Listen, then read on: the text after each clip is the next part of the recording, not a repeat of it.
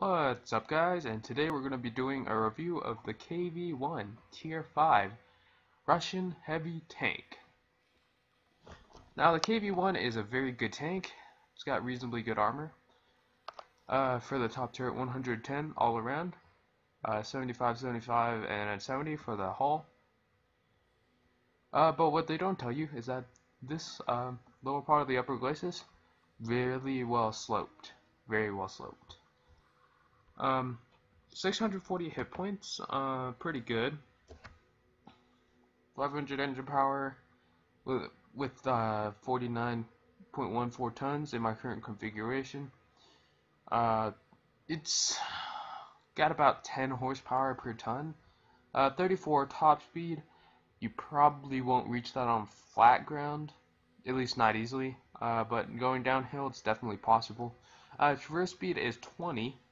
So it's not the greatest, but it's a heavy tank, so what do you expect? Turret traverse 24, a little bit better than the hull, not great. And yeah, let's get into the gun. So the guns. There are 4 different guns on this tank that you can use. I am choosing to use the 85mm F30, which has an average of 120 pen and 160 damage with regular rounds, 161 pen and 160 damage with gold rounds, and 43 pen and 280 damage with high explosive shells. You can also use the 120mm U11 gun, which is somewhat better than the gun on the KV1S, or the derp gun on the KV1S. It's got a 5.26 rate of fire with 61 pen and 450 damage, or 140 and 370 damage with high explosive anti-tank. One of the other guns that people sometimes like to use on this tank is the 57mm Project 413. It gets a much better rate of fire than both the 122mm and the 85mm. However, the penetration is somewhat lower, being only 112 instead of, I believe, 120-ish. Yeah, instead of 120. But it does have a very good rate of fire, and I believe the accuracy is better too. Yep, accuracy is better, and along with aiming time. So that's the guns. Let's get into some gameplay. Alright, so here we are. It is a Tier 7 match on El Haluf. We are in the KV1 and we are using the 85mm derp gun, or not derp gun, 85mm F30, I believe. So we're gonna see what kind of damage we can do.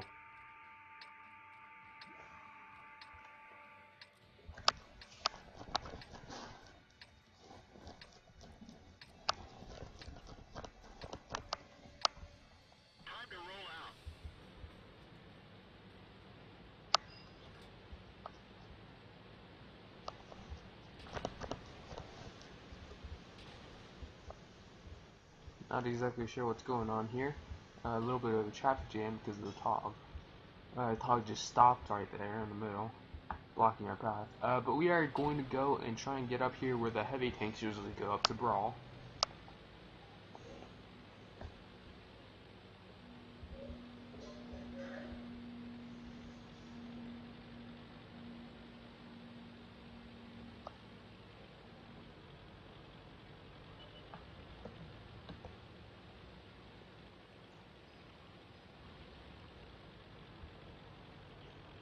We are probably going to have to load some gold here for the FV201s. They have the Canalverns Hall, and I believe the Centurion's turret? One of the Centurion's turrets.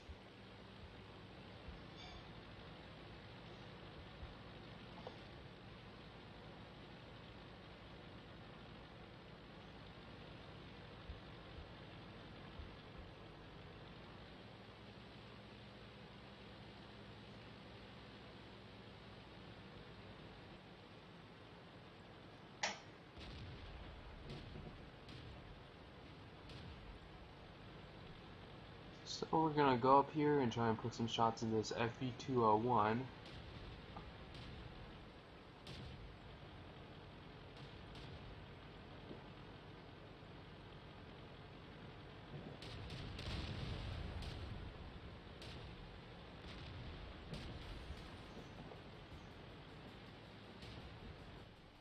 Although this T1 Heavy looks like quite a nice target as well.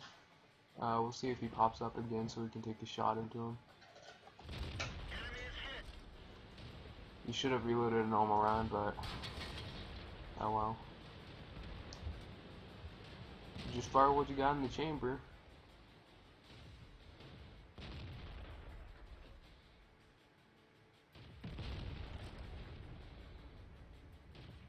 And if it doesn't go through, or if it's gold and you shoot a light tank, oh well. If you don't get another shot.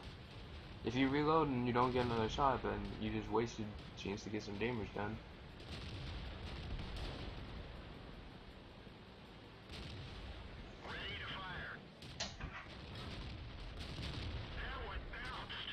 You can see KV1 pretty strong armor against us. However, that is the weak spot on the KV1 right there, above the very well angled lower part of the upper glacis. Also, the machine gun port is a weak spot as well, although somewhat harder to hit.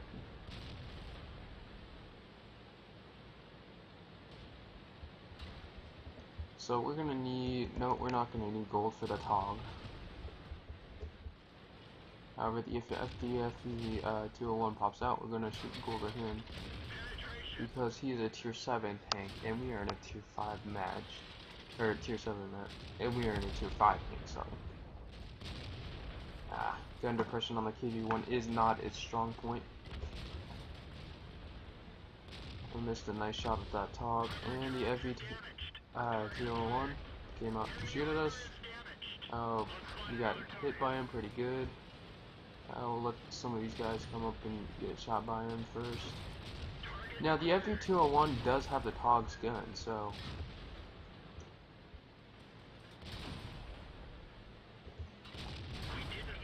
and the TOG is very good at side scraping, and so is the FV201, I believe. Now we need to let some gold here, because we are going to get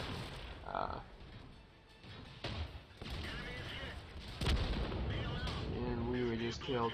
We didn't do that badly though, so that's good. We'll see how the rest of our team do. Absolutely, I hated that tank. Let's take a look at the FV201 for a second. I do not have this tank yet. Rental or ownership. As you can see, it does have the Centurion's turret. I believe it's the Centurion's 1. It's the Centurion 1 turret. It has the Carnarvon's hull basically.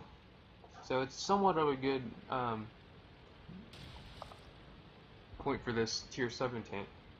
However, the turret can sometimes be a little bit weak for a heavy tank, and the gun is definitely not the best at this tier, as it is the same gun on the TOG too, which, while it is very rapid firing and has reasonably high pen for tier 6, it is not as good up at tier 7. It looks like these guys are either going to go for that tank destroyer or go for the cap up there, so unless we get on cap soon, or unless this Cromwell B can go reset, we are going to lose this one. Hopefully the Cromwell B can do it, and these guys will get on cap.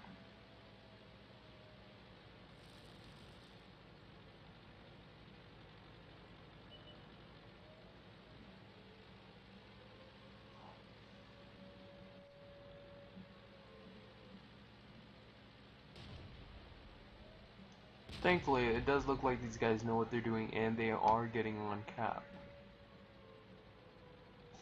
which means we will easily win this battle.